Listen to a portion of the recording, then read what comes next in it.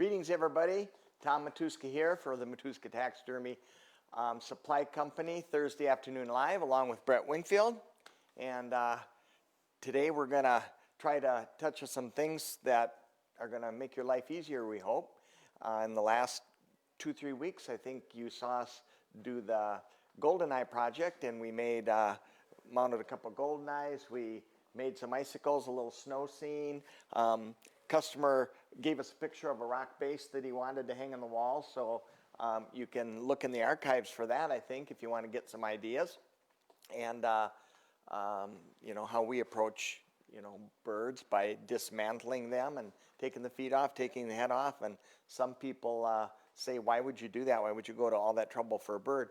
But if you revisit, you know, our programs, I think we kind of explain a pretty good way to do birds that you might want to try. Different incisions, things like that. And now, this time of the year, taxidermists get pretty busy and inundated with work coming in. We've had antelope coming in, won't be long, and you're going to have deer coming through the door. I think bow season opened today here in Iowa, October 1st. And so they'll be pouring in. And a lot of people ask us, you know, can you put a deer head in the freezer and cape it out later? Sure you can, but I think ever since we've been in business here, if they come in the door, they get caped out as soon as they're thawed enough. We don't like to tie up our freezer, and if they're already thawed, you're just adding to the time that you don't have to work on them. By putting them in the freezer, they stay at room temperature for several hours before they really freeze, and then you have to thaw them out so they come out of the freezer, and you have a period in there of not such a good temperature for them either. And remember, taxidermist's worst enemy is slippage. Slippage is caused from bacteria growth. Bacteria growth is caused by moisture, which is just the animal's own body fluids, and sweat and moisture in the hide is enough, as well as, you know, a temperature. And hides will even slip at 35 to 40 degrees if left long enough.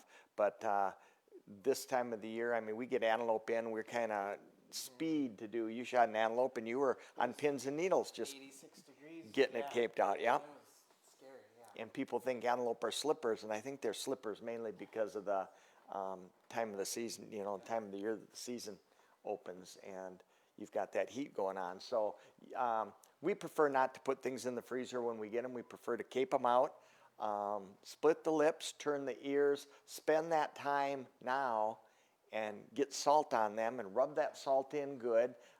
Again, you can look back in our archives. I think we have some pretty good programming of how to prep a deer cape, get it ready for whether you're going to tan it yourself or if you're going to send it to the tannery. We kind of treat them the same way.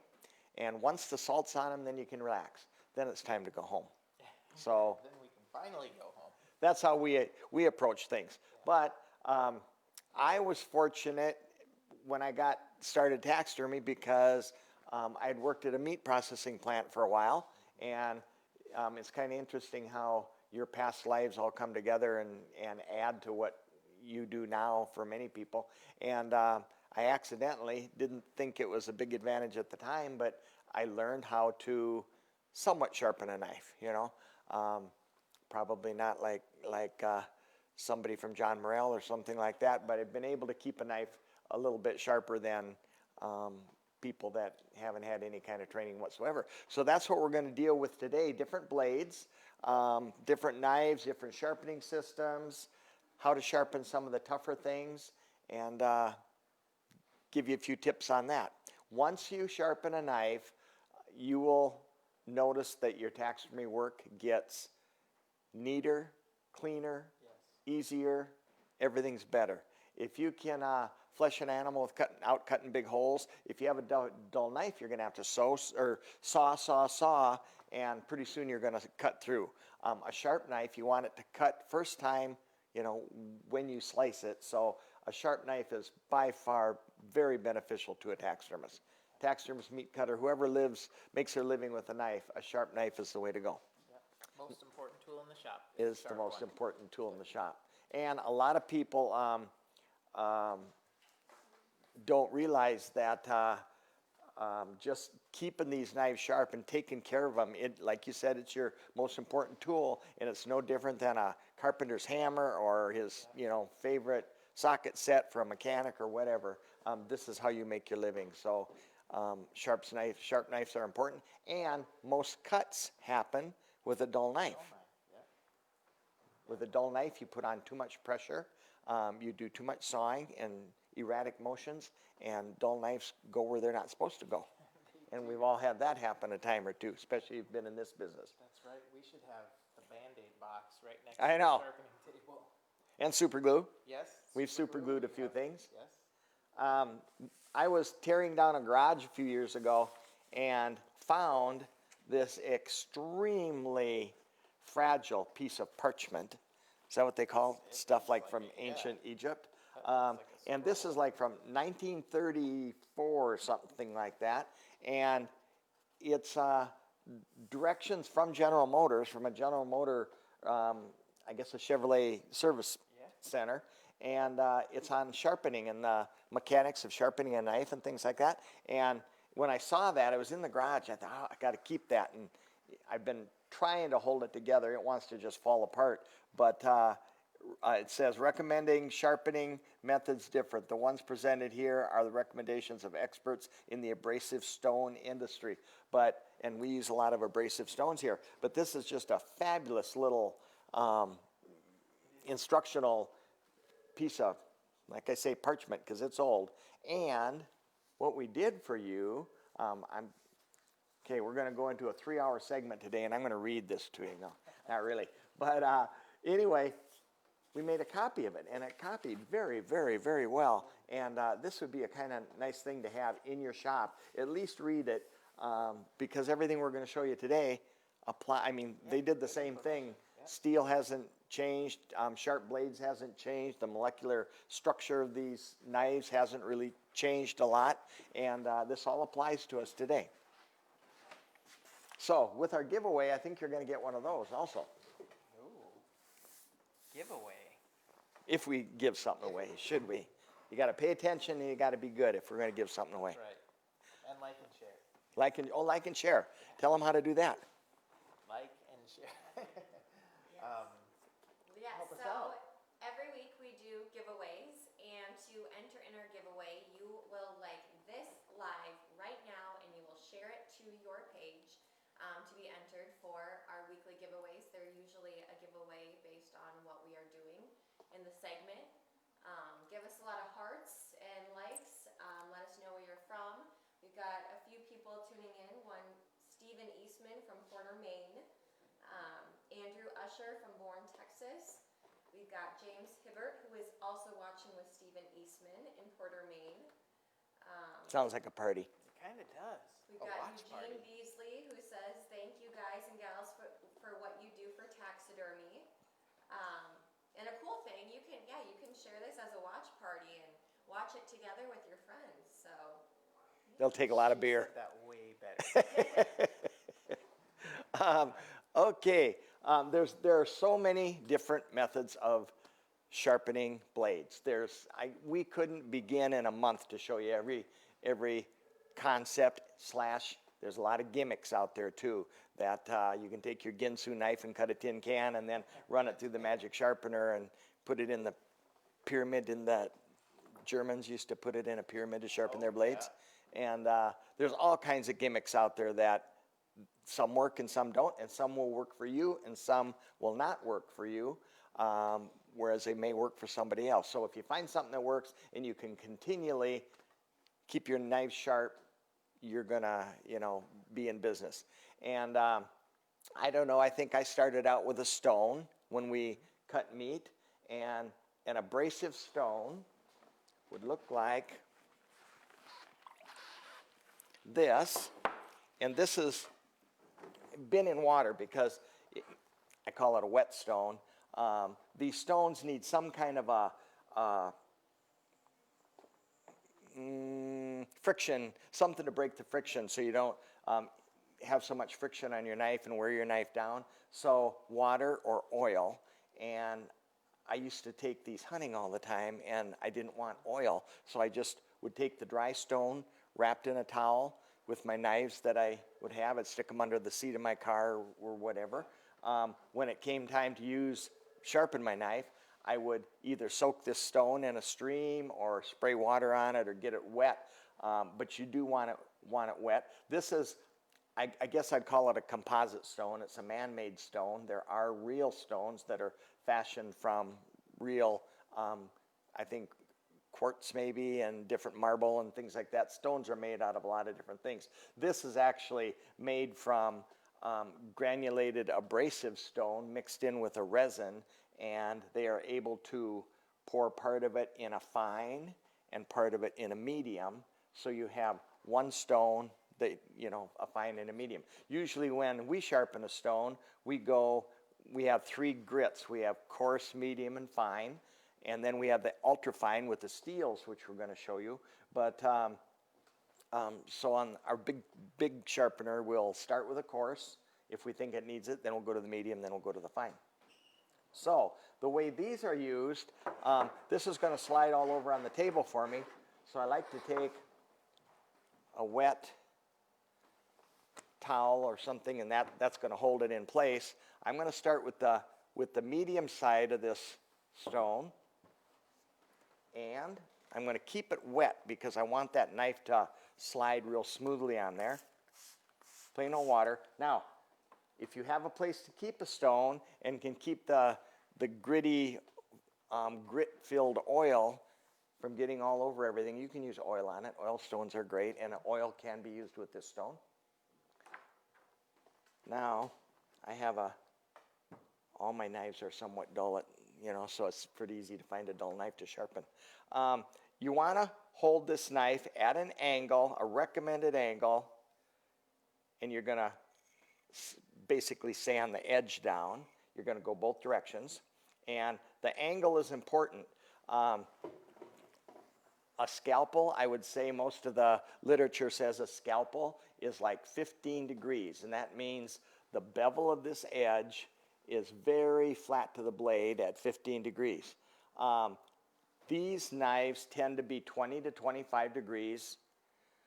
I was reading in here that kitchen knives tend to be 30, and I figured that's because women get these kitchen knives, and a 30-degree knife is going to cut pretty good for a long time. 15-degree knife is going to cut exceptional for a short time. So that's why doctors who have a 15-degree bevel on their scalpel, they're going to make very precise cuts, but they're not going to do it for a week at a time. An axe cutter who has a 30-degree bevel on his axe is going to be able to chop wood all day long without dulling his axe. But if he had a 15-degree axe, it would dull very fast. So the degree is kind of important in the job that you're doing and what tool you're using, because they already come pre-beveled. Is that why doctors don't use axes? I think some do. So anyway, we're going to assume that this is at 20 degrees, and that's what we want to keep it at. I always say that we want our knives, we use a lot of Chicago cutlery knives here. We have a huge knife selection. And I think I saw the catalog, and man, we got some really exceptional, everything from fillet knives down to little knives, skinning knives. Got a whole new line. A whole new line of knives, beautiful knives. So anyway, I always say that when you take them out of the package, they're carrot sharp. This will cut a carrot really, really good, and it'll cut carrots for a long time. But we need them sharper. We need them scalpel sharp. So we're going to hold them 15 degrees, 20 to 15 degrees, maybe a little flatter. So the way you determine degrees, you can't tell. And we used to have Lansky sharpeners, and you would clamp them in here, your blade in here, and it had a little stone, and you'd put the rod down at 15 degrees, and it would keep that stone at 15 degrees, exactly. Or 20 or 30, whatever you happen to be sharpening. Those worked pretty good, but once you know how to sharpen a knife, they're a little troublesome to use. So to figure out what 15 degrees is, this is 90. Straight up and down from your stone is 90. Okay? Half of that, half of 90 is 45. So that's going to be about 45. I assume I'm eyeballing it. It's half of that. Half of that should be about 22 and a half. So I'm going to go down half of that, and I'm going to make an educated guess is what I'm going to do. So I'm going to be pretty flat. As I stroke the knife, there's lots of different motions that you can use. I've seen a lot of people do a little circular motion like this. Not a thing wrong with that. Whatever you do on this side, make sure you turn it around and do on this side. I like to make a straight sweeping motion, kind of like this, and I'll do about 3 sides on this side, and then I turn it, hold it at what I think is 15 to 20 degrees, 3 sides on this side. Now I'm on the coarse grit. And if my knife is really dull, I'll hit it on this coarse many times, maybe as much as 50 times per side. Then I'm going to turn it over on the fine side.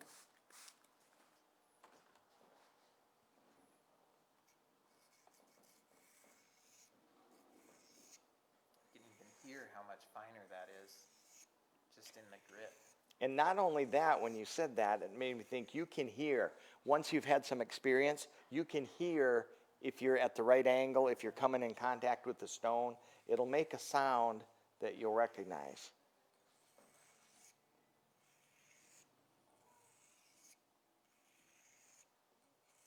Now, I'm bringing my knives tomorrow. Leave it out. How much pressure are you putting on it? Oh, that's a good point. To start with, depending on how dull my knife is, when I'm on the coarse, I will push pretty hard. And I will push it really hard, trying to just even out that blade a little bit. And then, when I get to the fine side, I'm going to start out hard, but when I think I'm getting close to sharp, I'm going to go lighter, lighter, and eventually when I think I'm about ready to quit, I am barely touching that stone. And now there is you'd have to look with a magnifying glass or a low-powered microscope. There's a little ribbon of steel that is on the top of your blade. And that little ribbon of steel does not want to stay erect. It doesn't want to stand up straight. So hand me your little steel there. Which one would you like? Middle, probably. We got a selection of steels. This is a fine steel. There's not a lot of grit in it. Now I'm going to hold this at the same degrees that I did here, and I'm going to slide the knife on each side. And that should straighten up that edge again. As you're working, you don't want to have to go back to the few minutes, but you do want to groom your little cutting edge. You do want to straighten that up. So when we cape something out, we always have a steel laying right by our work, and I would say every 4 or 5 minutes we, dress the edge of that knife. So this is a stone. I think you can get them anywhere. Anybody carries stones. A lot of companies carry stones. We used to get them from Oregon Knife, and I'm not sure if Oregon Knife Company is still in business anymore. But they're not very expensive. They're under $12, $15, $20 at the most. What we like to use is the same concept, and we will use an oil stone, which has a nice plastic case, exactly same stone as this, but it's got oil in here, and you can see the oil all up on top. And over here, this is my fine stone, there's my coarse stone, and there's my medium stone. Same concept as that. Lay your knife on, and you're using oil instead of water. and I do the same process. If I do it 2 times on one, I'm going to do it 2 times on the other.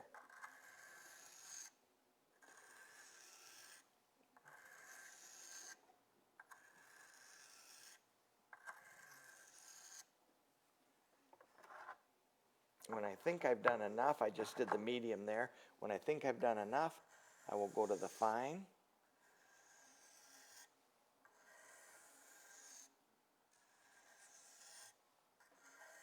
And you'll feel the imperfections of your knife, and you'll feel them disappear as you kind of grind them right off.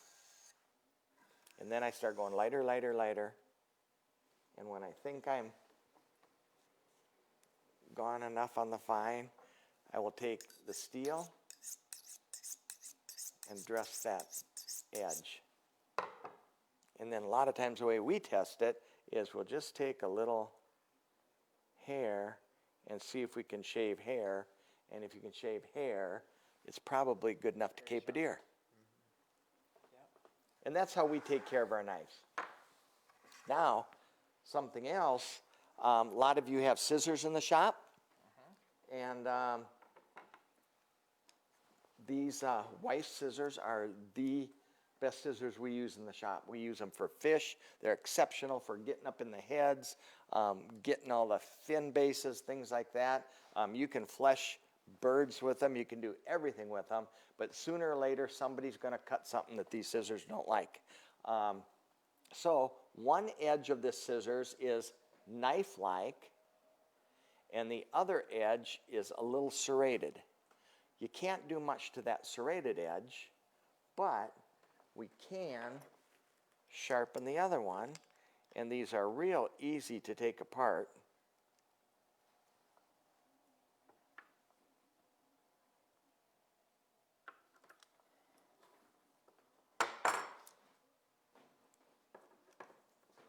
I'm just going to take the bolt out of the middle.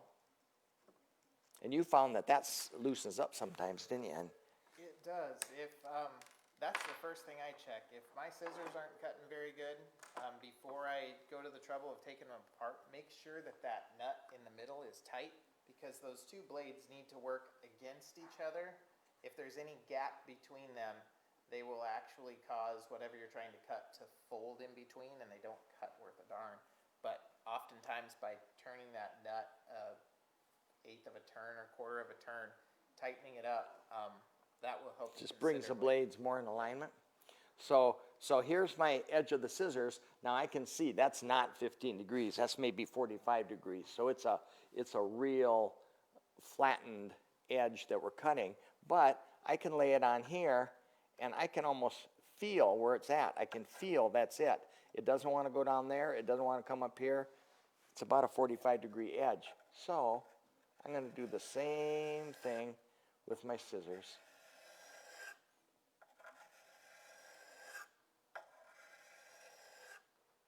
Now I'm just doing the fine for illustration purposes, but if they're really bad, I would probably, you can start with the medium and go to the fine, or coarse, medium, and fine. Somebody been cutting wire with your good fish skin and shears? I do that sometimes. Hard on your You got to grab a tool. Now you can even take your steel and you can dress the edge of that scissors. And then, if you haven't lost your parts, put it right back together.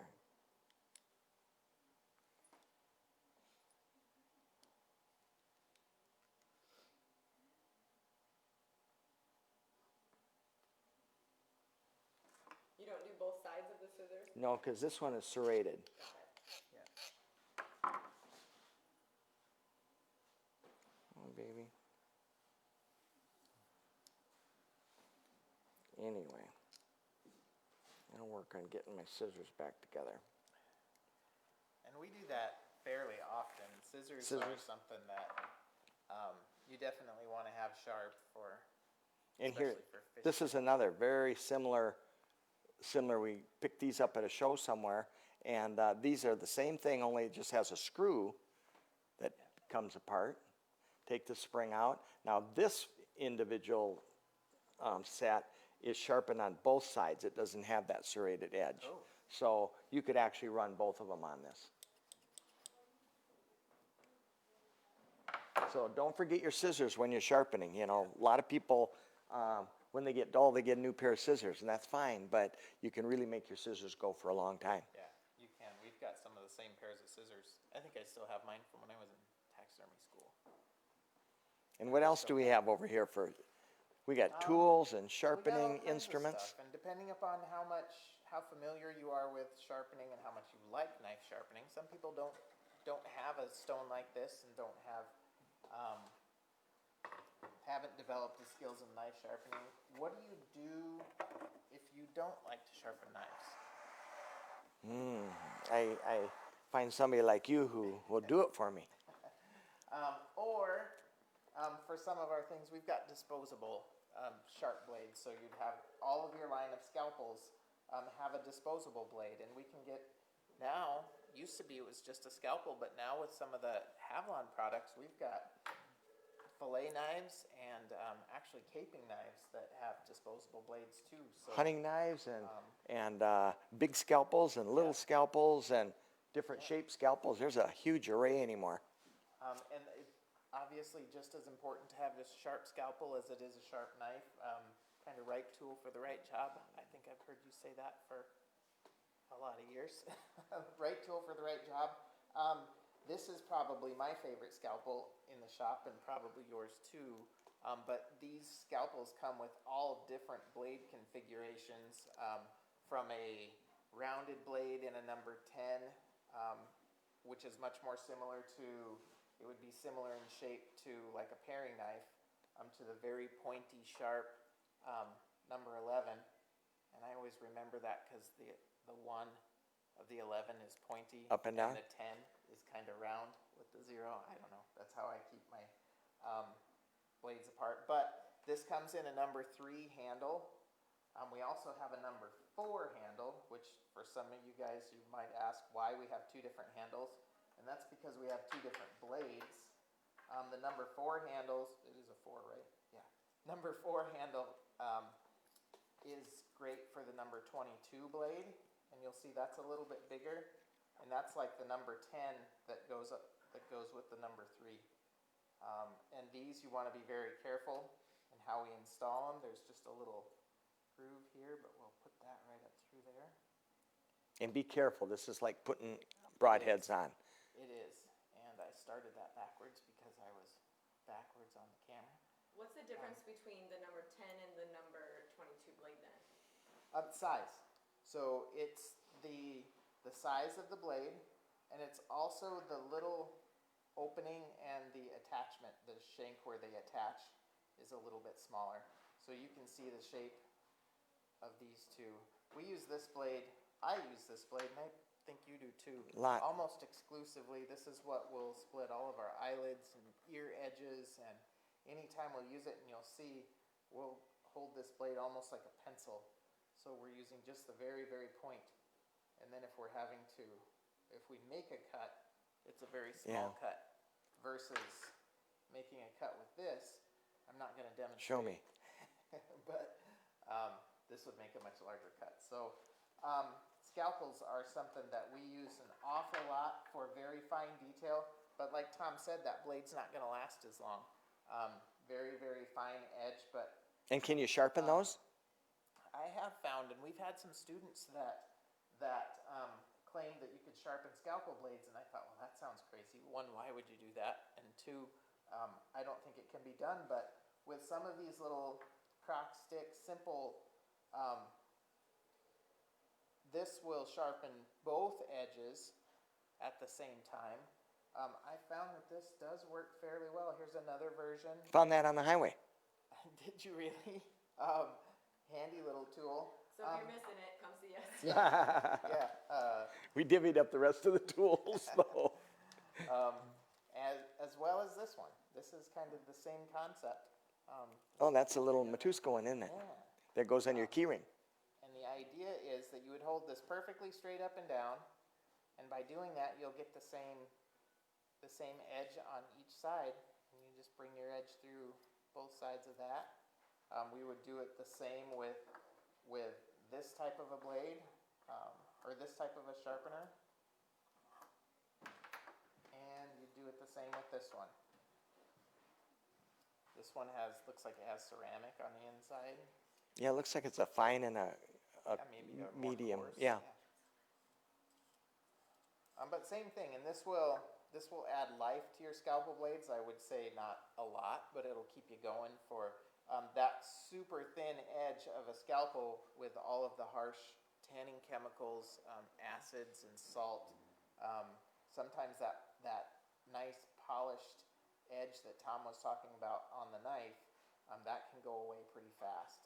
So it's nice to be able to address that with these. And I suppose if you were really adept at holding the angle, you can run a scalpel on a steel as well. And a scalpel blade, like a knife, when we're caping, we can make this knife with touch-ups on the steel last for several days before we have to sharpen it on the stone. Yep. But I always say a scalpel blade or Skype knife blade, if you go to dinner and come back, we work a lot with pickled hides with acids, and that blade's probably done for. It's time for a new blade. So a scalpel blade, unless you're really good at sharpening it, is good for hours, a few hours at the best. Another scalpel, or scalpel style, we mentioned the big ones. This is the Havlon blade, or Havlon, and I see more and more people carrying these. They are kind of a Everybody little, copies us. I know. We are the company to copy. I meant hunters carrying them in the field. Oh. But yeah, Yeah. they do. Everybody's got these. But this is a handy little, this is probably a number 65, 66 blade? 60. 60. In the neighborhood. 60 XT and a 60A are the ones that will fit. And this would almost replace your hunting knife. A little heavier, stouter blade, but still kind of the same configuration. I worked on my animal almost exclusively with one of these. And if you're going to get one, get the orange one. Yes, You're going to be glad. absolutely. That's right. You I had to really go back in the field and find mine. Every black bladed knife I've ever had ends up somewhere. Camouflage in the field. knives when you're hunting. And Common knives come with a dozen blades, a holster, and the safety blade remover. And that blade remover we were just talking about earlier It's nice. is really nice. Simply lay the blade in the opening like so. Click it closed like that, and then it just right here says press and remove. And basically all it's doing is just putting a little flex on that blade for you so it comes past the post and it goes, it's very handy. I despise taking scalpel blades off. it's a good way to cut yourself. It is a very good way. Blade, Putting 'em on, taking them off are easier because it's like, So will that, just out of curiosity, since you have a blade on your number 4 handle, will that work for your 11 and 4 handle out of curiosity? I think we're going to find out. It looks Might like have to if you apply more pull pressure. it back just a little bit further, it might. Let's see.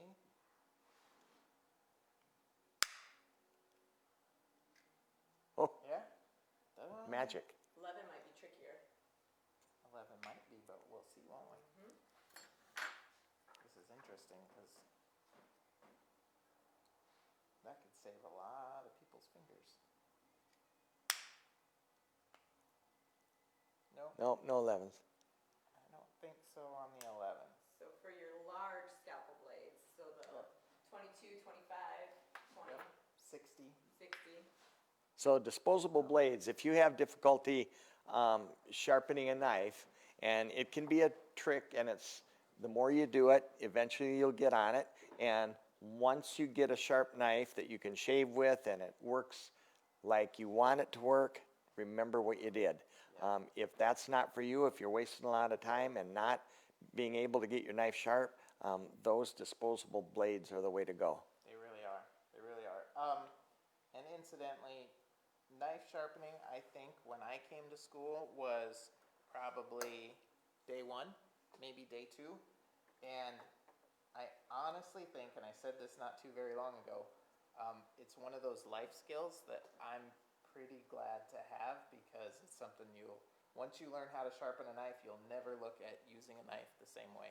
A sharp knife is a great instrument, and whether it's in your kitchen or in your shop, I think it's one of the most important things you can have. And you've got some other toys over there. What else you got? A lot of toys. Somehow I end up with all the toys on my side. We do have some fun things, and for those of you fleshing, I think I'll go to the Skype Knife. This is a tool that, when I learned how to sharpen a knife, maybe I didn't give this one enough credit, but I have seen this little tool work amazingly in certain situations, in certain people's hands. It is just another instrument to hold a scalpel blade or a disposable blade. Single edge razor blade, yep. Yep. And so the Skype Knife, gosh, it's been around forever. Do they make a Left-handed one? Yeah. No. Nobody's, as long as there's been Skype Knives. I've Troy never Spader seen made one time by rebending that one. and that would work. Bend it Yeah, the other way, yeah. hold it. Yeah, I could see that. But that is one of the hang-ups. But the nice thing about the Skype Knife is that it holds your blade at a consistent angle and a consistent depth, and it works really And well. what it's really doing is forcing that edge flat to the thing you're cutting, the skin you're cutting or fleshing. Whereas you tend to tip it up, you're going to cut a big hole, but you can't with that. Yep, and same thing here. Keeping it sharp is very important. And we mentioned the disposable blade, so I'm going to take this little single edge blade, push it out with the pliers, and there's that. Those used to be called, any of you people that are old enough, I think, Schick injector blades. And they came in a little slide, and you slid them out right into your little razor. You wouldn't know. But you don't use one anyway, but you wouldn't know if you did.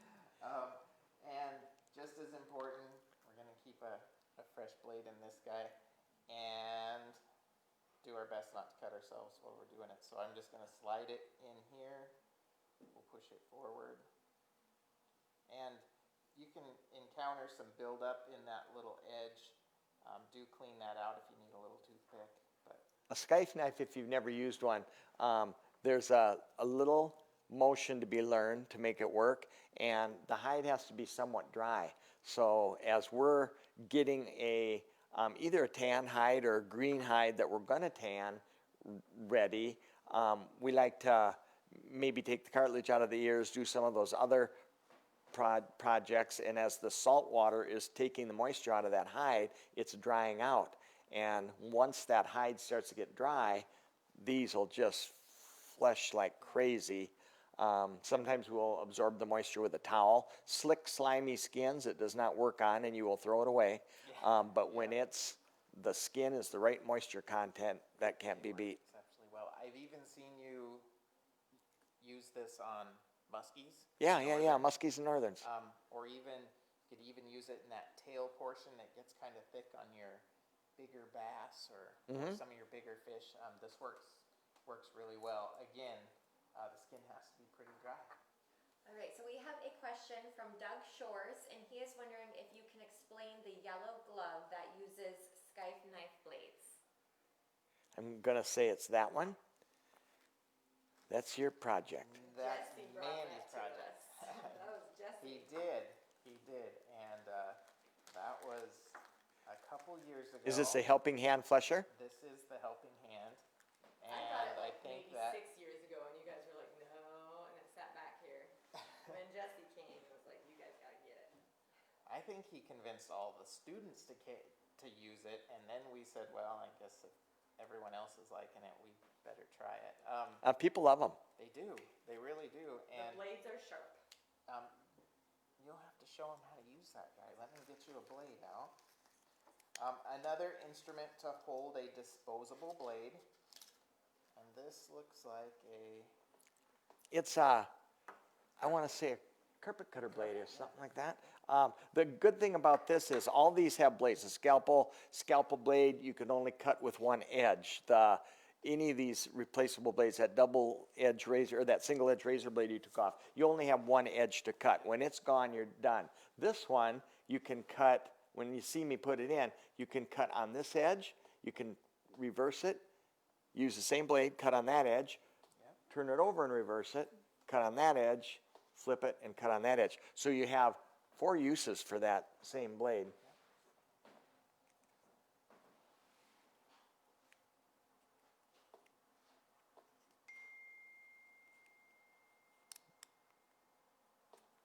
We're not getting this in there for a good. Watch those fingers. I know. Okay, once it's in, the little glove is nothing more than a piece of plastic that allows you to hold a sharp blade like this. I've seen people do miraculous things with these, and it's like a lot of people flesh with a razor blade. Have you ever seen people with a razor blade? But it gives you something to hold on. It's got a little valley right here for your index finger, and you can flesh like this. And the first time I saw it, I thought that is the silliest thing ever, and I gave it no credit whatsoever. Mandy brought it to me several years later, and I said, no, we're not going to carry that. And all of a sudden, somebody comes, and everybody wants one, and so we got them for the students, and we saw some spectacular fleshing with these. But this is a carpet blade, but it's really, really sharp. And with your little index finger, you just get a motion, and you can flesh like crazy around eyes, ears, lips, noses. Very, very handy. And I think they come with, 6 blades or something like that? So 6 blades times 4, you got 24 cutting surfaces. But it's really an ingenious little, nothing more than a handle that holds a blade. Yep. And just like the Skype Knife and the helping hand, we've got another really cool blade holder. I like this. I saw you fleshing with it the other day, and it works exceptionally well. And the advantage of this one is, if you were using it just like you would the Skype Knife, I can use this in my left hand as well as my right hand. There's no left or right as there is with this one. So, what do we call this, Mandy? Super Skyber. Super Skyber. And it's impressive when you hold that. It's heavy. It's heavy duty. This is not a cheap little unit. Yeah. And it takes the same knives as your Skype knife? I believe so. Yep. You That's do have it's well built. couple screws to remove to change the blade on that guy.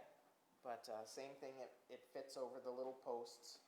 Blade fits over the posts and swaps out blade. So that's a nice one. I really do like that one. What else you got? Well, we can show them some of our big fleshers. Big blades, yep. Those are all going to be important here in the next few weeks. We have a lot of different blades, or fleshers that you'd use on the beam. And this is a Weeby knife. Do you know the name of this one? That's the Elite. And it's sharp. You could cut yourself on there. It's not razor sharp, but it's sharp. We have dull knives and sharp ones. This one too is sharp. We have is it the neckers that are the dull ones? Yeah. And that actually push the flesh off. But both of these have this one has a pretty good edge on it. And if you want it to keep cutting, you're going to want to maintain that edge. Yep. And just like this one, this is a Sheffield knife. It's our old Sheffield knife. And for flesh and bears, this is an exceptional tool. But cut this, one right in half real fast. I've seen things cut in half with these. You do want to be careful, and it's practice. Any of these tools, when you're cutting on customers' products, it's best to practice until you get the hang of it. But some of these things are near impossible to sharpen. How would you ever sharpen something like that? I can't very well do it on this that doesn't look like it's going to work for me. So what I tend to do, and it works for us around here, is I'll do the same coarse, medium, fine, and I'll take my stone, make sure that your fingers are clear on the back, and I will actually use the stone in a circular motion on this knife because it's concave on this side, and I'm actually only hitting the sharpened edge.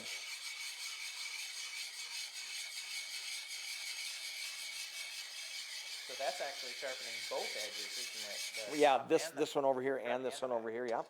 And then once I go back and forth on this a few times, and it doesn't matter, you can do something like this, but just make sure, my big fear is to have one of my fingers, you know, fall off on the floor you get, the more confident you get, the faster you get. Okay, once I do that, then I would go to my fine stone.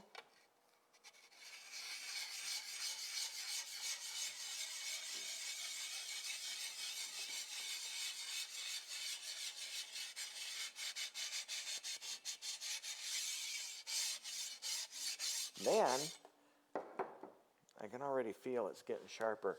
Then, this is my concave area. I would again start with the medium, and I'm going to try to match that angle, and I'm watching this stone come in contact with that blade, and I can tell if I'm tipped the wrong way.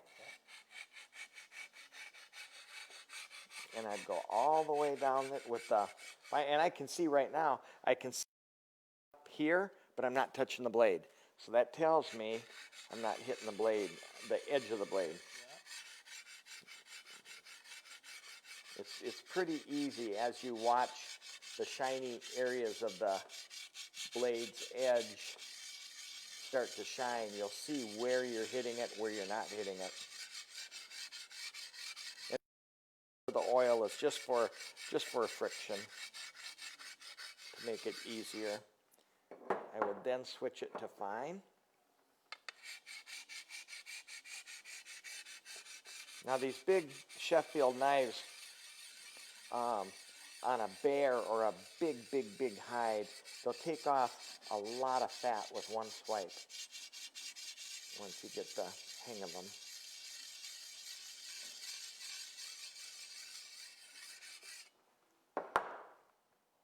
Ooh, feel that. Oh, wow. Pretty good, isn't it? Yeah. Then I'd hand me that ceramic steel. We'll show them that. This is another steel. These are very inexpensive, and it's ceramic. You drop it, it's going to break. Very dry. But they sharpen exceptionally well. If I have to say something bad about them, is they will wear your knife down faster than a steel like this. And these steels come in several different abrasivenesses, I guess. And I like a very fine one, and that's all I've ever had in the shop. I think with a fine one, I get a more precise blade compared to something coarse. But the ceramic is actually like kind of a dinner plate that hasn't been glazed. And I will do the same thing on this that I'd do on a knife. But on a knife, I'm moving the knife itself, and on this, I'm moving the steel.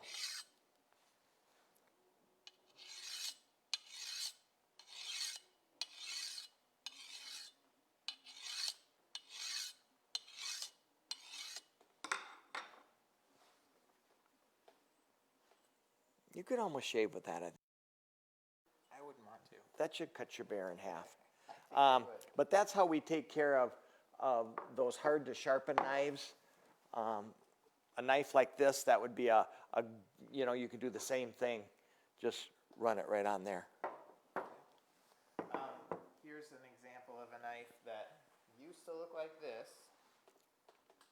And that's what happens when you continue to run it on the steel. Probably a little bit of an aggressive ceramic steel, but this has a use in the shop too. Works real good for up under antler burrs Yep. and things like that. That's been- As your knife, a lot of these, when you get these Chicago cutlery knives, brand new, the shape is, I mean, they're nice and sharp and they're exceptional. They are so sharp. Yeah. I always switch a brand new Chicago cutlery out with you guys because I could not handle it. That's pretty sharp. Well, Pretty sharp. that's sharp, yes. Yeah, I'd say so. Very, very sharp. But when they come out of the box, they're just a little bit too wide for me. But after you sharpen them, somewhere in between, what you have there, somewhere in between that, as they get narrower, they work really good. Like you said, up under antler burrs, taking toe bones out Yeah. and things Oh, like yes. that. Yep. That knife is priceless right there, but it takes a while to get there. It takes a lot of sharpening to get there. But you can keep them, gosh, if you learn to sharpen a knife, you really can keep them for years and years, and they will evolve into different uses and so forth. But Now the problem with a knife like that, when it gets down that far, when it gets down that far, you're also getting very, very, very wide, you know. So the grinding on the stone has to be, you have to grind it down to bring that narrowness back in too. So as they get wider, they're going to be a little different to sharpen. we've got another steel over here talking about steels. A diamond steel, these are great. And I'm not sure why they're called a diamond steel. They would not fit on my finger. If it's the shape, are they diamond shaped, or is there a real diamond in there? I've never read directions, but they do sharpen very good. And they're flatter, and they're more abrasive. You can hear them. Yeah. I kind of think they're in between the fine and the polished edge. So sometimes I'll put my knife on the oil stone on the fine, hit it on this a few swipes, and then go to the polishing steel. Feel that one. Like that. It's like polishing your fingernails. Oh wow, wow, yeah, that's sharp. That'll cut, won't it? Yeah, No, these are great too. that is very aggressive. Not to put you on the spot, what would you do if you were in the field and you didn't have a steel, but you needed a steel? You needed to sharpen a knife How far in the field? close to your truck. Show us your MacGyver. Okay, one of the best things to sharpen your knife on, which is very much like a ceramic steel, is the top of your window. Roll down your window, and that top edge has a very fine buffed glass, sanded glass texture. I've done that many, many, many times. Because you Many mentioned times. that. Yep. And all you have to do is just roll down your window so you can get your knife on that top edge, and it's an exceptional abrasive glass edge Yeah. to sharpen your knife. That's the easy one. I've done that a lot. Find a car. Go find somebody's car. I lost a steel for a time in the shop and didn't have anything else, and I used a screwdriver. Sure. Base of a screwdriver Sure. that was fairly smooth. That worked pretty good too.